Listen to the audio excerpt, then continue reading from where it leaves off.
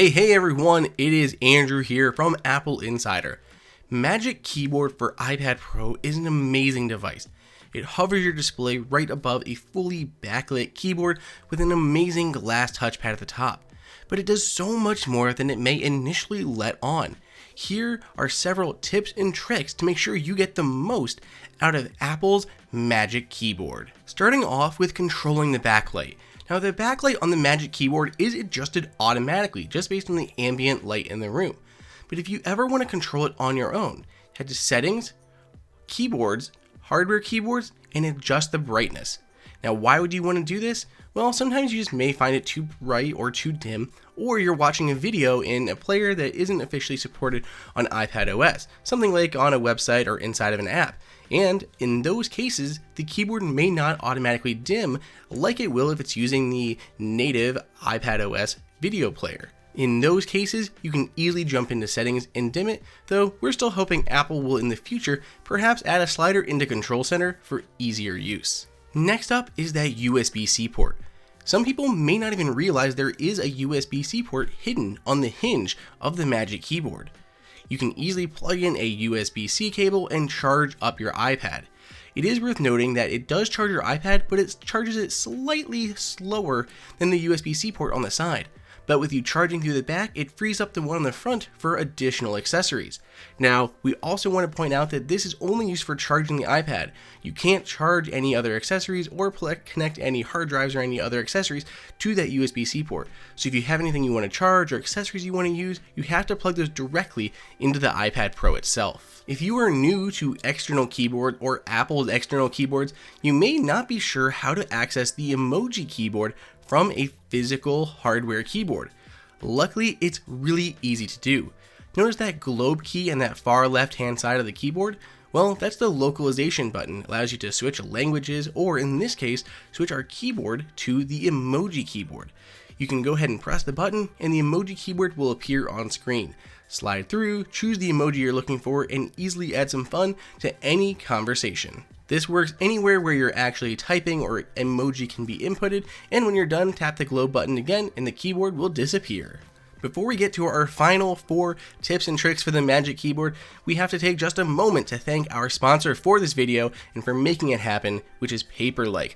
Paperlike is a great screen protector for your iPad that, unlike other screen protectors, has a matte finish. This helps reduce glare, make it easier on the eyes, and of course makes it feel like paper. As you move around the screen with your finger or the Apple Pencil, you'll notice the reduced drag that is now present on the iPad's display. It is dead easy to install with everything included in the envelope to get you started. Clean everything off, go through the process, only takes you a few minutes and you're off and running. One of my favorite features of this screen protector is it also reduces fingerprints on your screen. That matte finish does not collect as many fingerprints as the glossy coating Apple puts on there. We love the Paperlike screen protector and we put it on our brand new iPad Pro as soon as we got it. And if you would like to do the same, you can find the links down below in the description. Thanks again to Paperlike for sponsoring this video. Now, let's get back to our tips and tricks for Magic Keyboard. Of course, the Magic Keyboard has a trackpad. That's a big selling point, but you may not know that it is fully capable of using multi-touch gestures, just like on your Mac. You're not limited to just swiping up and down or moving around with your finger like you were previously within iPadOS. Many of these gestures feel very familiar if you're coming from a Mac. When you're within an application, use 3 or 4 fingers to swipe left and right to quickly jump between apps, or push forward and pause for a moment to enter the app switcher, and just push forward completely to get back to the home screen. Feels all very intuitive, and of course if you're in Maps or Photos, you can also pinch and pull, zoom, swipe up and down, swipe back and forth between pages with 2 fingers, and more. Now we already covered a lot of cursor customizations in previous videos, but I just want to touch on a few of them. You can get to general overview settings of a trackpad within General and then Trackpad, but there's even more to unlock inside of Accessibility for you to really customize your cursor, both how it works and what it looks like. You can increase or decrease the contrast on it. You can automatically hide the pointer or not have it automatically hide. You can change the color of the cursor itself. Jumping in, you can see we have white, blue, red, green, yellow, orange, whatever it is to your liking, and you can increase the stroke size of that color to make it more pop on the screen. It even goes around buttons as you hover over them. Makes it really easy to see whether you're just using it for yourself, you like to add some style, or you want to see it up on a big screen giving a presentation. You can turn off those pointer animations, which is what morphs around buttons throughout the OS. And of course, you can change the inertia and the scrolling speed. One thing I really want to make sure you have enabled is tap to click. Now, without tap to click, you have to physically push down the trackpad in order to register a click on the display or a touch on the display.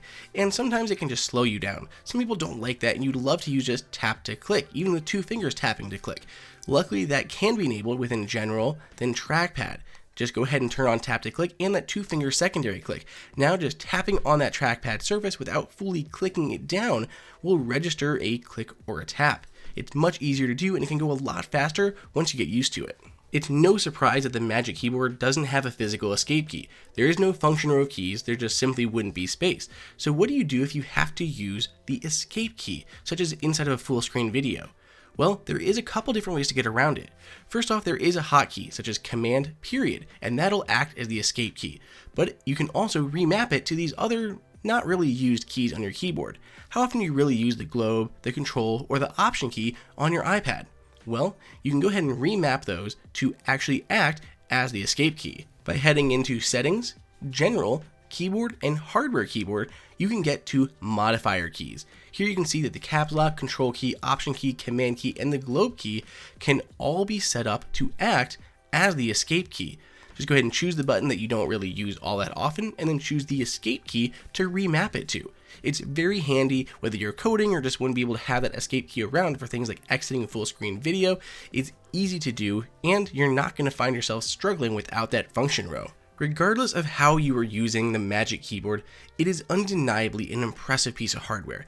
It is well built, it is sturdy, it looks incredible, the keys are fantastic, the trackpad is responsive and smooth. Just overall, we love the Magic Keyboard, and I hope that some of these tips and tricks are able to get even more out of this device for you and help you understand that higher price tag that goes along with it. No one else is able to bake things into the OS at such a deep level as Apple is able to do, giving it such a high bar above third-party options. If you want to grab the Magic Keyboard for yourself, check out the link down below in the description. There and on the Apple Insider price guide are the absolute best ways to find savings on all of your Apple gear. Thanks again to Paper Lake for sponsoring this video. Be sure to check them out at the link down below in the description. And what do you think of Magic Keyboard? Do you have any other tips and tricks? Be sure to share them with me on Twitter at Andrew_OSU. Hey everyone, did you guys like that video? Be sure to click on that like button so we can create content that we know that you guys want to see. And follow Apple Insider on all social media channels. If you want the best prices on any Apple gear, check out the Apple Insider price guide that is updated daily. And until next time, we'll see you later.